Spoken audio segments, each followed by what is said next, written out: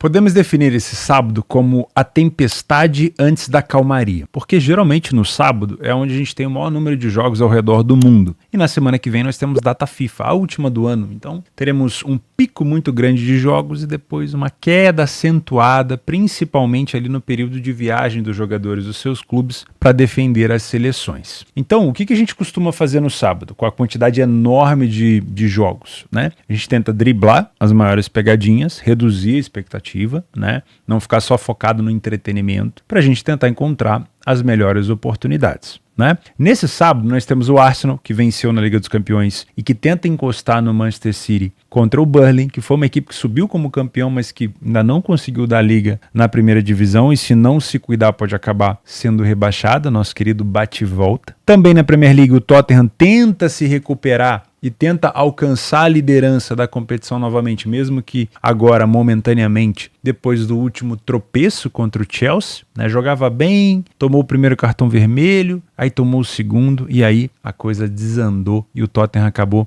encontrando uma derrota depois de muito tempo. Na Alemanha nós temos um excelente jogo entre o Stuttgart e o Dortmund, as duas equipes com 21 pontos. O Dortmund veio de vitória contra o Newcastle novamente no jogo espelhado agora na Alemanha e conseguiu uma sobrevida na Liga dos Campeões depois de um empate contra o Milan, uma derrota contra o PSG, duas vitórias seguidas agora contra o Newcastle. Coloca o Dortmund num cenário de classificação, se continuar desse jeito, num grupo bem difícil, né, com o Milan, PSG e o time do Newcastle, que é um dos destaques da Inglaterra, vai enfrentar o Stuttgart, que é um dos destaques da Bundesliga e que pode contar com o retorno do artilheiro da Europa esse ano, um dos maiores artilheiros da Alemanha, o Serhou Guirassy, que estava lesionado, uma lesão muscular, parece que já voltou a treinar com a equipe, não é ainda certeza que ele vai entrar como titular, também não é certeza de que ele vai estar disponível para jogar alguns minutos nesse jogo, mas existe uma expectativa e era o planejamento do Stuttgart que ele voltasse contra a equipe do Dortmund. Além desses grandes jogos no cenário europeu, nós temos também aqui no Campeonato Brasileiro vários jogos, tanto na Série A como na Série B, envolvendo as chances de subir para a primeira divisão na Série B, briga contra o rebaixamento e na Série A também, briga direta contra o rebaixamento no jogo entre o Coxa contra o Cruzeiro, o Curitiba que venceu o América e rebaixou o América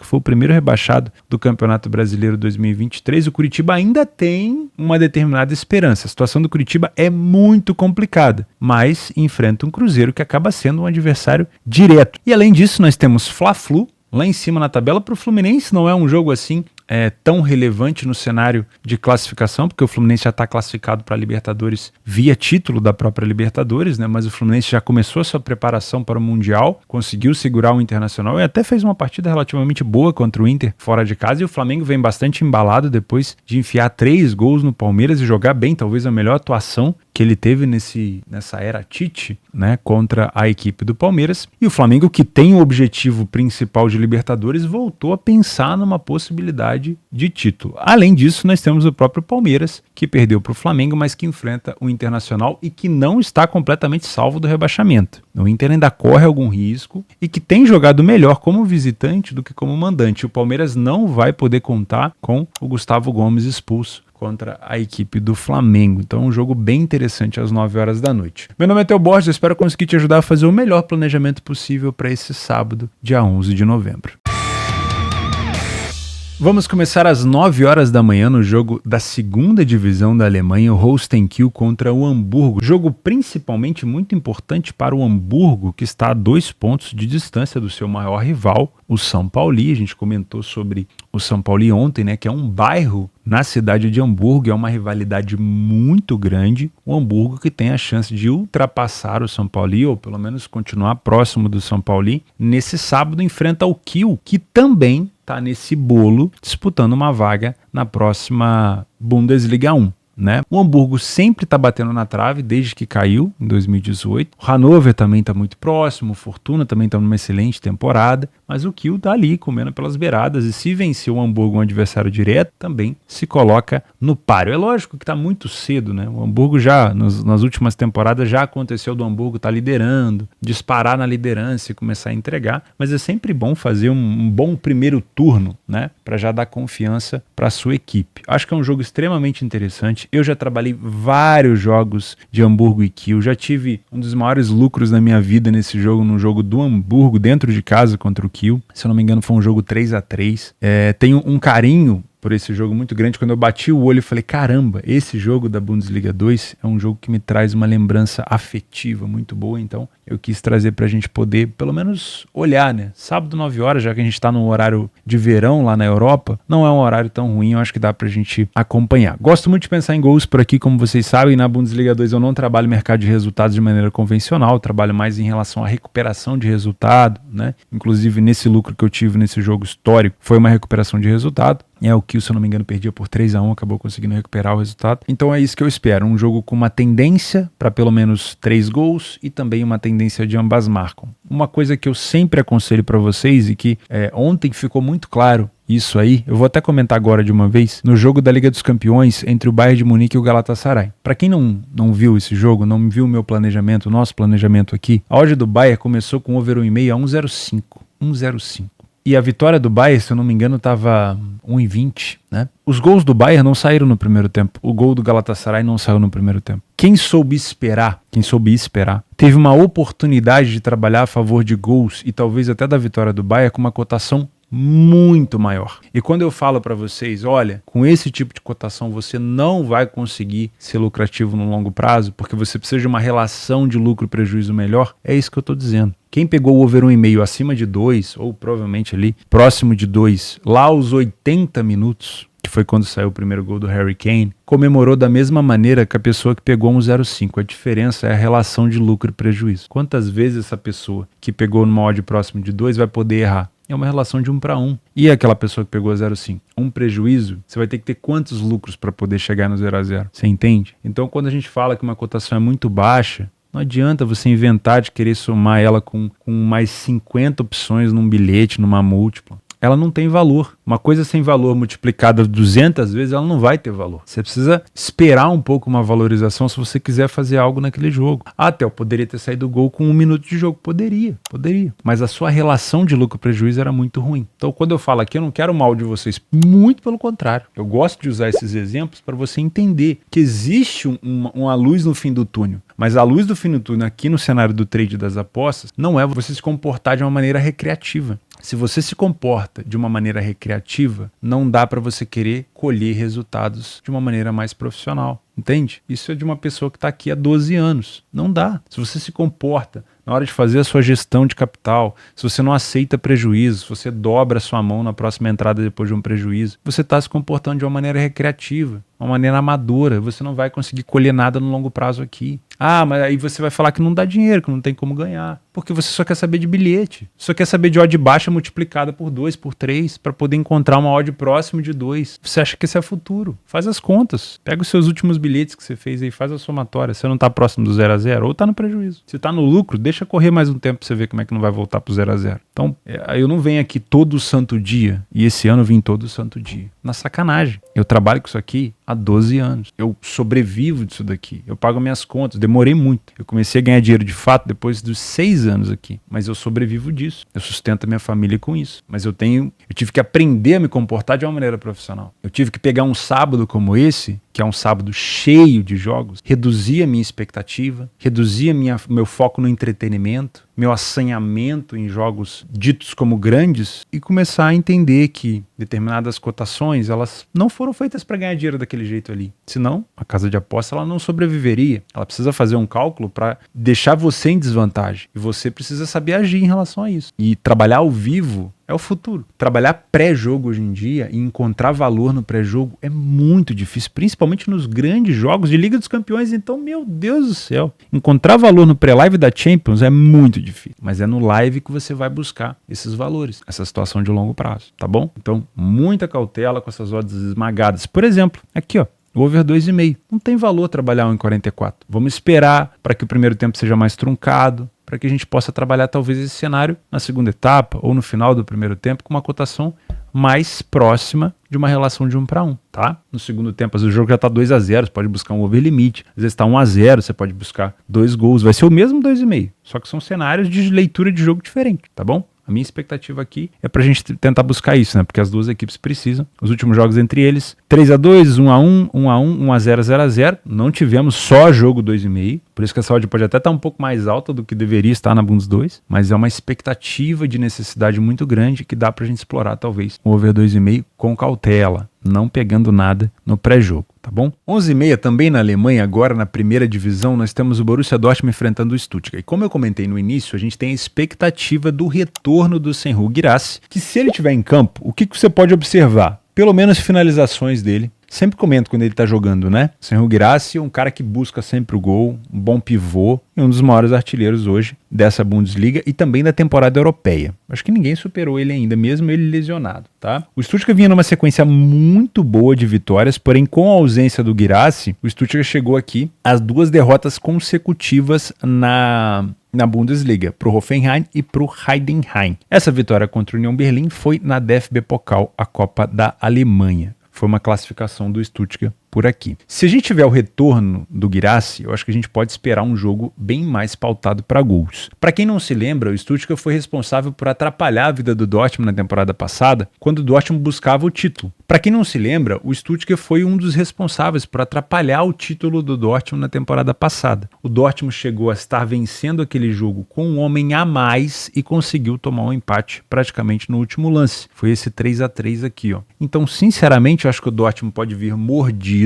É um confronto direto, as duas equipes estão com 21 pontos na competição, mas o Dortmund, historicamente, tem mais facilidade de vencer o Stuttgart. 3-2, 2-1, 2-0, 5-0, mas o último 3-3 acabou dificultando um pouco a vida do Dortmund. E o Dortmund acabou não conseguindo vencer o título, e esse empate foi extremamente importante, porque, se não me engano, foi esse empate que favoreceu em pontos o Stuttgart a ele disputar uma relegation e não cair direto, né? E nessa relegation ele deu um cacete no Hamburgo, que era o terceiro colocado naquele momento da segunda divisão da Alemanha, e ele acabou permanecendo na primeira divisão, e o resto foi história, né? Porque aí depois um time que disputava contra a relegation veio agora para a terceira colocação da Bundesliga 1. Utilizando o PDF de apoio, a gente consegue perceber como o Stuttgart vem jogando bem dentro de casa, e se esse retorno do seu artilheiro de fato se confirmar, né? Ele já começou a treinar com a equipe, não é certeza que ele vai ter condição de jogo, mas se esse retorno for confirmado, o Stuttgart vai estar completo, jogando do jeito que se espera, onde ele venceu 80% dos jogos em casa, não foi o primeiro a marcar com tanta frequência, mas não falhou em marcar em nenhum jogo que fez dentro de casa. A equipe do Dortmund venceu 50% dos jogos fora, fez gol em todos os jogos, mas também sofreu gol em todas as partidas. Tem uma média de quase 3 gols marcados por jogo fora, mas uma média de quase 2 gols sofridos por jogo fora. Já a equipe do Stuttgart tem uma incrível média de mais de 3,5 gols marcados por jogo. É óbvio que, de preferência, o Guirassy tem que estar em campo para isso se fortalecer ainda mais. O primeiro tempo do Dortmund é horroroso fora de casa, isso aqui vale uma atenção. O Dortmund perdeu 75% das primeiras etapas fora de casa. Foram mais gols sofridos que marcados, né, obviamente.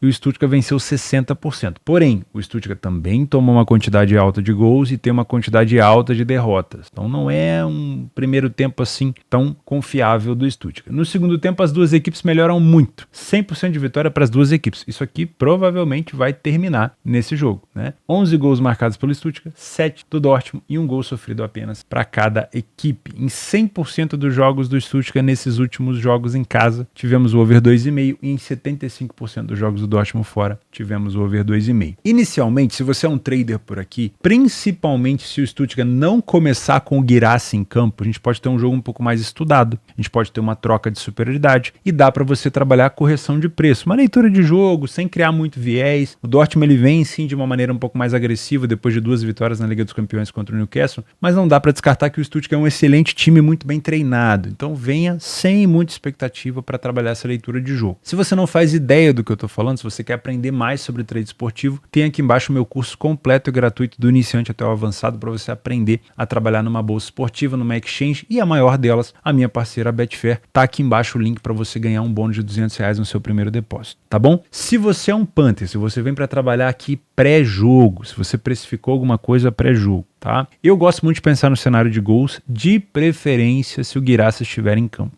Tá? O histórico de gols nessa partida é muito grande. Nós tivemos 3-2, 2-1, 5-0, 3-3 e apenas um jogo que foi 2-0 dos últimos 5. Ou seja, em apenas uma partida não bateu aqui o over 2,5. Uma situação de 2,5 a 1,50 é uma odd baixa ainda. dá para esperar uma valorização, dá para pensar num primeiro tempo às vezes um pouco mais estudado no início, para a gente pensar numa valorização. Não duvido que a gente possa ter aqui ambas marcam sim. Nos últimos jogos do Dortmund, fora de casa, ele sofreu 3 do Frankfurt, não sofreu do Newcastle na Champions e sofreu 1 do Hoffenheim na Bundesliga. O Stuttgart, dentro de casa, sofreu para o Darmstadt, para o Wolfsburg, para o Hoffenheim. O jogo do Union Berlin foi DFB Pokal e não sofreu contra o Freiburg. Uma característica muito boa do Stuttgart, principalmente se o artilheiro da equipe estiver por lá, é que o Stuttgart na frente do placar ele se torna ainda mais perigoso no contra-ataque, ainda mais agressivo. Então, se você quiser tomar a sua posição de gols após o Stuttgart estar na frente do placar, é interessante, tá? Porque com o apoio da torcida, o Stuttgart provavelmente, vendo o Dortmund vir para cima, se ele estiver na frente do placar, obviamente vai ter mais espaço e vai optar pelos contra-ataques. Ao meio-dia na Inglaterra, o Arsenal enfrenta o Burnley com uma cotação próxima de 1,18. Em uma exchange você vai encontrar essa cotação próxima de 1,20, 1,25. É uma cotação justa porque hoje o Arsenal é um dos melhores mandantes da competição, um dos únicos invictos até o momento, 4 vitórias em 6 jogos. Fez 15 gols, tomou apenas 6. Como visitante, o Burnley tem apenas uma vitória, tem mais gols sofridos do que marcados. E no geral, o Burnley está na 19ª colocação. Uma equipe que subiu campeão da Championship que não consegue progredir com a mesma qualidade do ano passado. Dificilmente, se continuar jogando desse jeito, vai se manter na Premier League. O Arsenal vem muito bem, principalmente com essa vitória importantíssima contra o Sevilla. Voltou a vencer o Sevilla no jogo espelhado agora na Inglaterra. Porém, vem de 2 derrotas, uma na Copa e uma para o Newcastle na Premier League, fora de casa. Dentro de casa, o Arsenal vem muito bem, como a gente já comentou. No PDF de apoio, a gente consegue perceber pelas cores que o Arsenal tem muito mais qualidade, muito mais superioridade por aqui. Além de vencer quase 70% dos jogos, o Arsenal também mostra muita iniciativa, saindo na frente em quase 70% dos jogos. O problema tem sido aqui a média de gols sofridos, uma média de 1 gol sofrido por jogo dentro de casa. A equipe não falhou em marcar em nenhuma partida e tem uma média de mais do que 2 gols marcados por jogo. A equipe do Burnley só venceu uma partida de 5, foi o primeiro a marcar em 60%. Isso aqui é um risco, tá? Já que o Arsenal vem sofrendo em quase todos os jogos e o Burnley é uma equipe de iniciativa, isso aqui é um risco. A gente tem que tomar cuidado com isso daqui, porque o Arsenal pode acabar sofrendo o primeiro gol aqui. Para você que vem trabalhar no back favorito, muita cautela com a sua leitura de jogo. Time que sofreu gol em todos os jogos e falhou em marcar em 40% das partidas. A média de gol sofrido do Burnley é de quase 2 gols por jogo. E o time não chega nem a uma média de 1 gol por jogo marcado. No primeiro tempo, o Arsenal não tem um domínio tão grande da partida. Pelo menos não vem demonstrando isso nos últimos jogos. O número de gols sofridos é bem parecido com o número de gols marcados. O número de derrota é até baixo, mas o número de vitórias não convence. O Burnley vence mais do que o Arsenal, marca e sofre quase a mesma quantidade de gols, só tem um pouco mais de derrota. No segundo tempo, aí sim, o Burnley demonstra toda a sua fragilidade que o coloca na vice-lanterna da competição. 80% de derrotas, com 1 gol marcado e 6 gols sofridos, nenhuma vitória. E aí o Arsenal corrige, né? A parte ofensiva vai para quase 70% de vitória, sofre pouco gol e marca bastante. Então sim, o Arsenal no frigir dos ovos tem bem mais favoritismo por aqui. Se você é um trader e você conseguir encontrar um Burnley recuado, sem conseguir criar nada no contra-ataque, o Arsenal com linha alta, a gente obviamente vem com a expectativa de trabalhar a favor do favorito no primeiro tempo, porque essa cotação ela vai correr de maneira lateralizada. Tá bom? Se você tem método para aproveitar essa situação, provavelmente esse jogo pode te apresentar essa oportunidade. Só toma cuidado porque, como eu falei, o Burnley é uma equipe que costuma abrir placar, uma equipe de iniciativa, e a gente tem que dobrar a atenção em relação a essa leitura de jogo. Se você é um punter por aqui, eu acredito na vitória do Arsenal, mas eu não vou te indicar essa vitória a 1,18 e também não vou te indicar o cenário de handicap asiático, de vitória do Arsenal por mais de 1 gol de diferença. O que eu te aconselho por aqui é ou aguardar uma valorização da cotação do Arsenal, ou esperar, quem sabe, o Burnley fazer o primeiro gol e o Arsenal vir para cima para buscar uma recuperação. Tá? O Arsenal vem sofrendo gol com frequência, uma média de 1 gol por jogo, então pode ser que o Arsenal encontre uma dificuldade para marcar um gol no início e essa cotação ela vá subindo, ou o Burnley pode abrir o placar e você pode buscar talvez uma dupla chance do Arsenal lá no segundo tempo, tá bom? Acredito na vitória do Arsenal, sim, acredito que é uma vitória até relativamente tranquila para o Arsenal, a não ser que ele queira se complicar, mas com esse tipo de cotação não vale a pena trabalhar. Esse jogo aqui ele ia passar em branco. Tava analisando os jogos da Premier League, olhei para esse jogo, não tenho confiança nenhuma no United. Porém, depois da derrota do United para a equipe do Copenhagen, lembra do Copenhagen?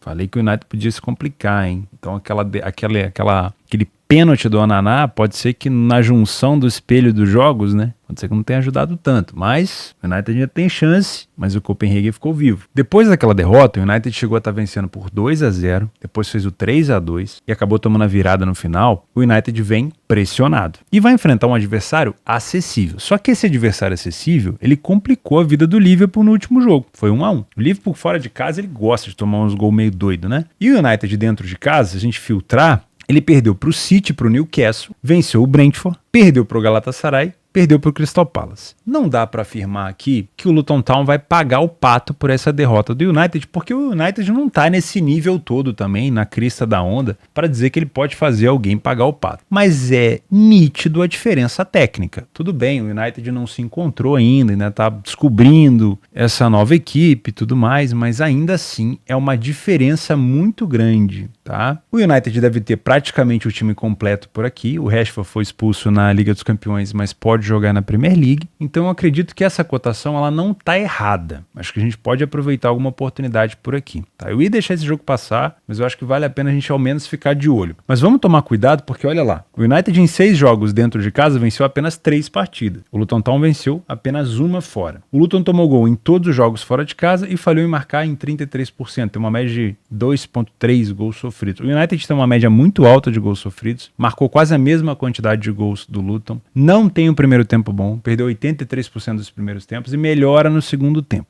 Mas ainda assim é um jogo pra gente consultar, não fazer nada pré-live. Vamos consultar, principalmente você que é um trader. O United pode entrar aqui mordido e dar um gás a mais nesse primeiro tempo para tentar dar uma resposta, que vai ser cobrado. Num grupo com o Copenhague, o Galatasaray e o Bayern, por mais que você não esteja numa boa fase, você é considerado um dos candidatos a se classificar. Você não pode ser o último do grupo. E o United é o último do grupo, né? Porque o Copenhague tem um empate com o Galatasaray, 1 ponto. O Galatasaray tem um empate com o Copenhague, 1 ponto. O Galatasaray venceu o United, foi a 4. O Copenhague venceu o United, foi a 4. O United só tem uma vitória contra o Copenhague, 3 pontos. Então é sim o último colocado. Ainda tem chance de se classificar? Tem, vai ter que enfrentar o Galatasaray lá na Turquia e o Bayern de Munique na Inglaterra. Mas vai ter que dar uma resposta nesse próximo jogo, né? Vai vir cobrado. Então pode ser, é uma expectativa que a gente tem aqui um back favorito. Fica de olho. Não vou nem perder muito tempo nesse jogo. Só meu recado é fica de olho. E para você que é um punter, cuidado, porque apesar da diferença técnica, o United não vem na crista da onda apresentando futebol para ter essa cotação. Mas a diferença técnica é grande. Se vai dar liga ou não, não sabemos. Fica de olho no ao vivo, tá? Podemos ter oportunidades. Às vezes o Luton Town faz o primeiro gol, o United pode buscar recuperação. Às vezes o United pode buscar a vitória no segundo tempo. Pode ser interessante. Vale a pena, tá? Eu ia deixar passar direto, mas pode ter alguma coisinha nesse jogo aí, por conta desse cenário da derrota na Champions. Outra equipe que às vezes não causa uma impressão tão boa, né? Não passa uma sensação de tanta confiança, mas que deve ser observada, é a Juventus com o Cagliari às 2 horas da tarde. A Juventus, como a gente já comentou aqui, é uma equipe que está disputando apenas 2 competições, a Copa Itália e o Campeonato Italiano. Diferente do Milan, da Inter de Milão, da Roma, que são equipes que estão, da Lazio, que são equipes que estão disputando Liga dos Campeões, Europa League, a Juventus não se classificou para nenhuma competição da UEFA. Então é obrigatório para a Juventus focar no campeonato italiano e no mínimo ficar ali entre os 3 primeiros. E a Juve nesse momento está a 2 pontos da líder Inter de Milão. É óbvio que o futebol jogado hoje pela Inter, ele é um pouco mais convincente, né? Mas jogar um jogo por semana só, como vem jogando a Juventus, é muito mais interessante, né? E a Juventus tem pela frente o 17º colocado, o Cagliari, aqui embaixo, ó, com apenas 2 vitórias no campeonato e como visitante foram 5 jogos, 3 derrotas e 2 empates. Como a gente pode ver aqui no nosso PDF de apoio, pelos fatores de cores vermelhos predominantes aqui, a gente consegue ver que o Cagliari não teve nenhuma vitória. A Juventus venceu 80% dos jogos em casa, 80% das vezes saiu na frente do placar, não falhou em marcar em nenhum jogo e ficou 60% desses jogos sem sofrer gol, uma média de gols sofridos baixíssima. Já o Cagliari tem uma média de gols marcados menor do que um gol por jogo, mas ele abriu o placar, foi o primeiro a marcar em 40% dos jogos. Para uma equipe frágil, não é um número tão ruim,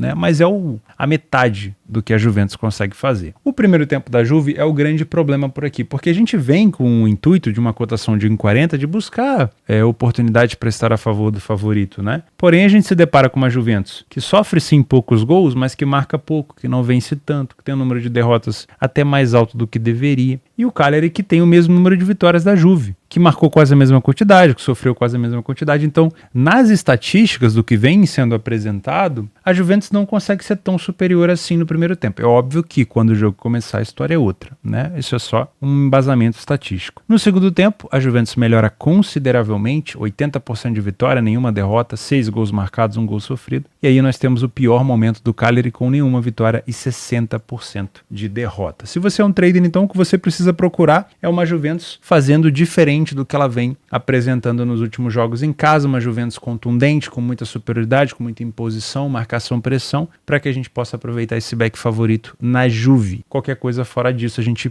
precisa ficar de fora, porque tem outras oportunidades ao longo do dia, não dá para ficar confiando somente em peso de camisa. Se você é um punter por aqui, vem para trabalhar alguma coisa pré-jogo, muita cautela, tá? Primeiro verifica no ao vivo, nos primeiros 10, 15 minutos, se a Juventus está de fato te apresentando uma grande superioridade, antes de você se posicionar, e de preferência, se puder aguardar uma cotação um pouco mais elevada, é legal. A Juventus tem marcado nos finais de jogos, né? Se você pegar aqui, ó, principalmente esse jogo aqui que a Juventus ganhou da equipe do Verona, foi um gol chorado, sofrido lá no finalzinho. A Juventus também começou com uma odd baixa, foi marcar uma cotação bem mais alta. Então, já que a Juve tem essa tendência de vencer ali por aquele placar mirrento de 1-0, não sei se vai ser a mesma coisa hoje, né? Mas dá pra gente esperar pelo menos uma valorização para trabalhar com uma cotação um pouco mais rentável, um pouco mais justa, né? Um pouco mais valorosa. Vamos falar de Campeonato Brasileiro agora, um jogo extremamente importante nessa reta final. O Curitiba enfrenta o Cruzeiro. A situação do Curitiba, ela já foi dada como impossível, agora é uma situação improvável, mas é uma situação ainda muito difícil. O Curitiba tem 26 pontos e acabou de rebaixar o América em Minas, vencendo por 3-0. Ganhou uma sobrevida, respira por aparelhos. O Curitiba enfrenta um Cruzeiro que tem 37 pontos, 11 pontos a mais do que o Curitiba. Mesmo que o Curitiba tivesse o mesmo número de pontos do Cruzeiro, ele ainda estaria ameaçado, como o Cruzeiro está. Só que o Cruzeiro tem 2 jogos a menos, então são 11 pontos a mais e 2 jogos a menos. Mas é um adversário direto, obviamente, né?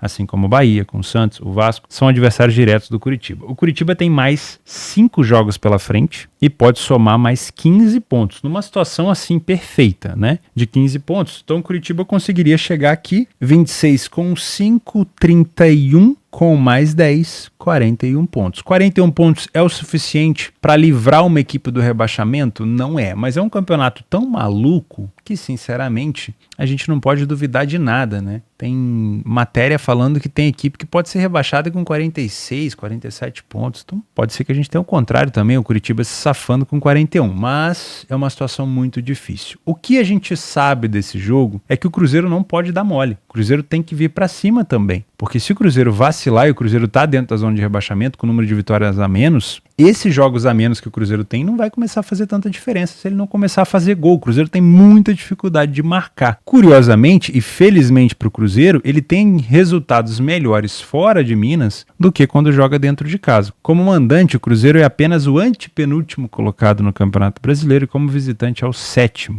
Tem um ataque bem melhor fora de casa do que dentro. O Curitiba como mandante é o pior mandante da competição e o Cruzeiro vai tentar levar isso em consideração para poder buscar uma vitória por aqui. Como é um jogo de desespero, assim como foi o jogo do América contra o Curitiba, eu gosto de pensar no cenário de gols, tá? Eu nem vou te indicar muito aqui outra situação, porque nesse jogo de desespero a gente tem defesas muito apreensivas, tomando muito cuidado para não errar, tendo que se posicionar de uma maneira muito correta. Às vezes está perdendo o jogo, vai ter que ir para cima, vai largar a posição, vai se desconcentrar, a parte tática vai pro água abaixo. Então é um jogo difícil de confiar para trabalhar resultado final, tá? Eu gosto muito de pensar no mercado de gols. O último jogo entre eles, nós tivemos um 0-0 lá em Minas, mas da última vez que o Cruzeiro enfrentou o Curitiba em Curitiba, o Cruzeiro venceu por 3-0. Tá? Então eu gosto de pensar no cenário de over 1,5 gols, porque nós temos as duas equipes precisando desesperadamente do resultado. Então uma equipe não vai abdicar do jogo mesmo que esteja perdendo.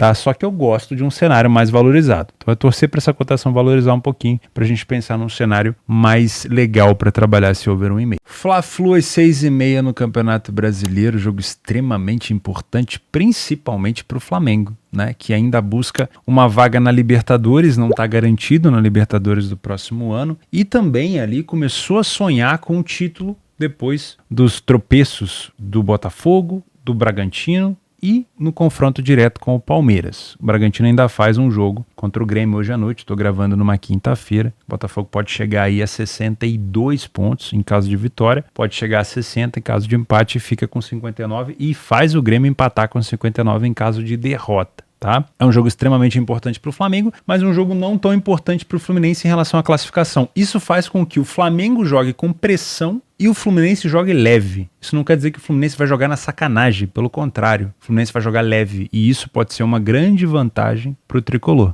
Campeão da Libertadores, tranquilo, vai fazer de tudo para complicar a vida do rival, a ir para a Libertadores ou a tentar uma chance de título, pode ter certeza disso. E jogar leve é diferente de jogar de qualquer maneira. Deu para perceber o Fluminense contra o Inter jogando tranquilo. E contra o Flamengo é provável que a gente tenha aqui um grande jogo. Então esse favoritismo do Flamengo aqui, talvez depois daquele grande jogo contra o Palmeiras, onde ele venceu e convenceu jogando muito bem, mesmo com um homem a mais no segundo tempo, o Flamengo possa se complicar contra o Fluminense, né? É difícil. Num clássico, então, nem se fala. Eu respeito muito a questão de clássico carioca, né? Vamos utilizar o nosso PDF de apoio, lembrando que o Fluminense joga em casa. Não é o mandante, mas joga em casa. O Flamengo venceu metade praticamente dos jogos que fez como mandante. Foi o primeiro a marcar em 60% dos jogos. Ficou sem sofrer em 60% dos jogos. Inclusive, o Tite tem essa marca de ter uma defesa um pouco mais organizada, né? Arrumar a cozinha. Apesar de que nos primeiros 2 jogos o Flamengo não tomou gol. Porém, depois contra o Grêmio tomou 3. Aí tomou 2 do Santos. Mas ainda assim, é uma média de gols sofridos baixa da equipe do Flamengo. Já o Fluminense não tem bons números como visitante. Tem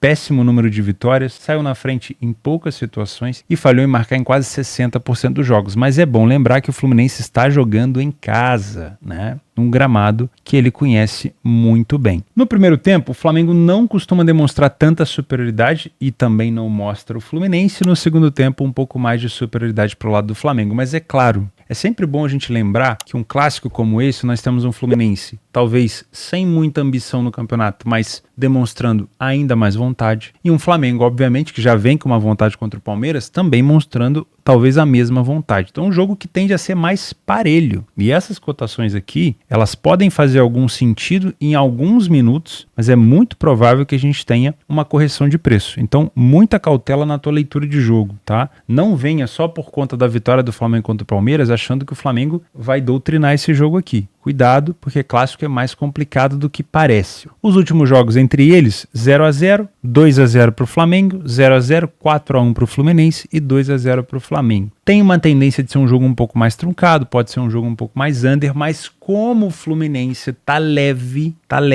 se tiver na frente do placar ele vai ver o Flamengo vindo para cima para buscar recuperação, ele pode contra-atacar. Se ele tiver atrás do placar ele não tem nada a perder, ele pode ir para cima, isso pode dar espaço para o Flamengo, apesar de ser um jogo com um cheiro de under 3,5 e tá até com uma cotação boa, pode ser um jogo aberto. Pode ser um jogo para 3, para 2 gols, porque nós temos essa leveza do lado tricolor, essa falta de preocupação do lado do Fluminense. A preocupação do Fluminense é complicar a vida do Flamengo, é se preparar ali para o Mundial de Clubes. Então, sinceramente, eu acho que é um jogo mais tenso para a equipe rubro-negra. Se você é um panteiro, eu não vou te indicar vitória do Flamengo ou empate anula do Flamengo com essa premissa de que o Fluminense não busca mais nada, porque clássico é clássico, meus amigos. Eu não caio nesse papinho, não, tá? Eu gosto de pensar no cenário de over 1,5 gols, com uma cotação um pouco mais valorizada. Não vou te indicar jogo under por aqui, apesar de também ter essa tendência, né, de pelo menos 2 gols e menos de 3,5 gols, mas eu prefiro ficar do lado dos gols aqui, porque eu acho que essa leveza do Fluminense vai fazer com que a gente tenha um espetáculo, né, um jogo bom de se assistir, tá bom? Agora, se você quiser trabalhar alguma coisa a favor do Flamengo com essa premissa, aí é por sua conta e risco, pelo menos tente pensar no empate anula. tá? Eu acho que é um jogo extremamente disputado e que se o Flamengo vence, aí sim nós temos uma situação de embolo total lá em cima por conta desse título. Vamos ver se o Botafogo, nessa rodada que foi bem favorecida para o Botafogo, vamos ver se ele consegue essa vitória contra o Grêmio. Eu não sei o resultado, você já sabe. Se ele não conseguiu, a situação vai ficar maluca até o final. Pra gente finalizar, às 9 horas da noite, o Palmeiras enfrenta o Internacional, jogo extremamente importante para as duas equipes. O Inter não tá salvo do rebaixamento com 43 pontos, não tá. Falta muita rodada ainda e o Inter tem 33 jogos, né? 33 partidas. Vasco, Bahia, Santos, Corinthians, Cuiabá tem 32, Cruzeiro tem 31, então não tá completamente salvo. E o Palmeiras vem numa toada depois de virar contra o Botafogo pensando em título e acabou tendo esse tropeço contra o Flamengo que dificultou um pouco a vida do Palmeiras e facilitou um pouco a vida do Bragantino, Botafogo, Grêmio e todo mundo que tá ali pensando em título. Porém, Palmeiras já joga contra o Internacional nessa 34ª rodada. Palmeiras tem o melhor ataque da competição, tem uma das melhores defesas. Como mandante é um time muito sólido, é difícil demais vencer o Palmeiras no Allianz e como visitante o Internacional tem mais derrotas que vitórias. Porém, o Internacional vem fazendo bons jogos fora de casa, venceu o Cruzeiro, venceu o Vasco, não é uma equipe tão boba assim. Então essa cotação do Palmeiras, ela tá ali próximo do justo praticamente, né? Na zona mais baixa que ela poderia estar. Se a gente utilizar aqui o PDF de apoio, a gente vai ver um Palmeiras muito sólido, né, com 70% praticamente de vitórias, quase 90% das vezes é um time que sai na frente do placar, vem sofrendo gol com frequência, não é todo jogo, mas vem sofrendo, e falha pouco em marcar. O Endrick está numa excelente fase, mas o Palmeiras não vai poder contar com o Gustavo Gomes. Tinha um monte de gente pendurada, e ainda tem um monte de gente pendurada, o Kevin, o Arthur, o John, Rafael Veiga, o Fabinho, o Maicon, o Piquerez, o Luan e o Everton, mas nenhum desses tomou amarelo contra o Flamengo, somente o Gustavo Gomes, que vai ser suspenso nesse jogo, mas o Palmeiras está com uma série de jogadores importantes pendurados. E o próximo jogo do Palmeiras é o Fortaleza fora de casa. Então o Palmeiras tem que tomar cuidado com esses amarelos aí, o Everton, goleiro, o Luan, zagueiro, o Piquerez, o Mike, Rafael Veiga, tomar cuidado, o Arthur, tomar cuidado com esses amarelos aí para não desfalcar o Palmeiras num jogo tão importante contra o Fortaleza. Não sei se vai ser esse jogo contra o Fortaleza, né? Porque teve essa questão de jogos adiados, mas é ou Fortaleza ou o América. Mas eu acredito que seja o Fortaleza. Se você é um trader por aqui, não fazer nada no pré-live é o melhor caminho, na minha humilde opinião. Espera o jogo começar, verifica como que o Palmeiras vai jogar. Eu já vi o Palmeiras em casa jogando mal no primeiro tempo e já vi o Palmeiras em casa massacrando no primeiro tempo. Então espera para ver como que o Inter vai se comportar. O Internacional vem jogando bem fora, vem encontrando espaço para contra-ataque, se finge ali de morto para poder, né, contra-atacar. Então toma um pouco de cuidado. Verifica se o Palmeiras, além de jogar bem, está conseguindo neutralizar os contra-ataques. Se sim, dá para pensar em trabalhar contra o Inter. Se não, fica de fora, tá? Se você é um Panther, não te aconselho fazer nada pré-live por aqui. Espera o jogo começar para você tomar a sua decisão. Se quiser trabalhar a favor do Palmeiras, pelo fato dele estar jogando em casa e ter melhores resultados em casa, considera uma cotação um pouco mais alta para você ter uma relação de lucro melhor ou a questão de um empate anula, tá? Eu não duvido que a gente possa ter o Inter marcando por aqui também, tá? E o mercado duvida. Ambas marcam tá próximo de 2,10. Eu não duvido. O Inter tem um bom meio-campo que distribui bem para os atacantes. O Valencia perde um pouco de gol, mas eu não duvido que o Inter possa marcar por aqui também, tá? Então dá para pensar nessa situação de over 1,5, uma cotação mais valorizada, ambas marcam tá bem alto. E se for para trabalhar a favor do Palmeiras, considera pensar pelo menos esse empate anula, tá? O Inter não é bobo.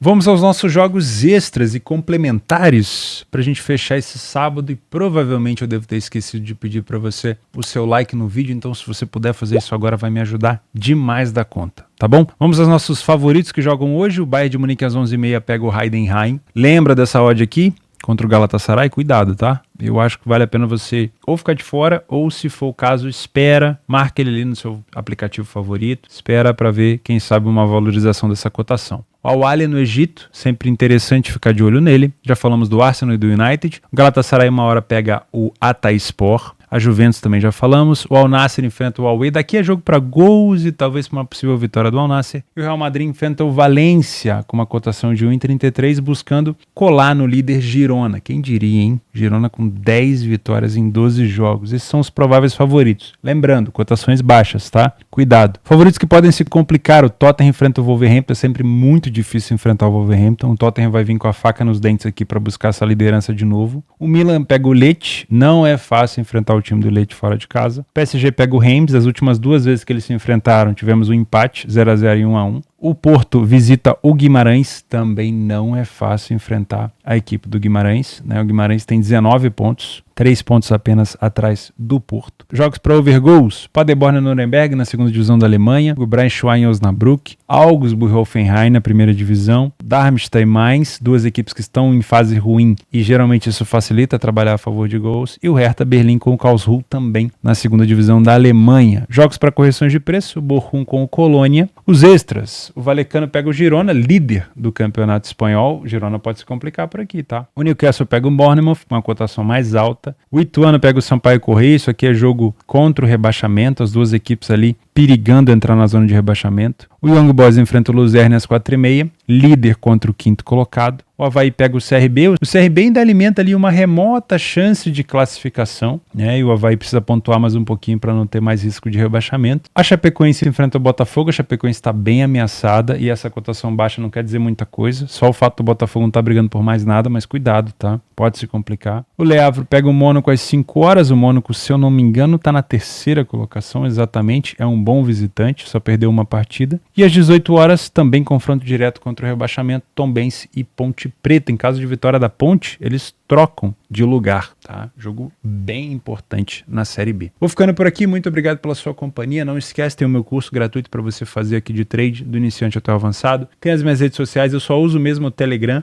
O Instagram sou aqueles tiozão que não gostam muito de usar, não gosto muito de ficar mexendo em celular. Tem aqui embaixo o link dos R$200 da minha parceira Betfair. Você vai me ajudar, obviamente, abrindo uma conta com o meu link, é claro, né, minha parceira Betfair, mas também você vai estar trabalhando na maior bolsa esportiva do mundo. Não esquece do like, se inscrever no canal. É um prazer ter você por aqui todos os dias. A gente se vê num domingo. Juízo, gestão de banca e foco no simples. Um abraço.